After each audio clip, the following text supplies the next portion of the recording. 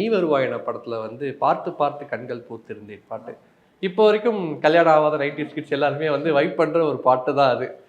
அந்த பாட்டோட எக்ஸ்பீரியன்ஸ் எப்படி சார்? ஒரு கல்யாணம் ஆகாத ஒரு ஆண்மகனோட வேதனை தானே அது? ஆமாம், அது வந்து ஒரு பேச்சுலர், பெயின் ஆஃப் பேச்சுலர் அந்த மாதிரி ஒரு பாட்டு இது.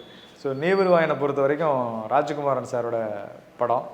எஸ்.ஏ. ராஜ்குமார் மியூசிக்கில் என்னுடைய ஆரம்ப காலகட்டங்களில் நான் சொன்னேன்ல, பாக்யராஜ் சார்கிட்ட இருந்து நான் வெளியில் வந்து எழுதின முதல் பாட்டு. ஓகே. வேட்டி மடிச்சுக்கிட்டு எழுதிட்டு ஒரு 3 வருஷம் அவர் கூட தான் இருக்கேன்.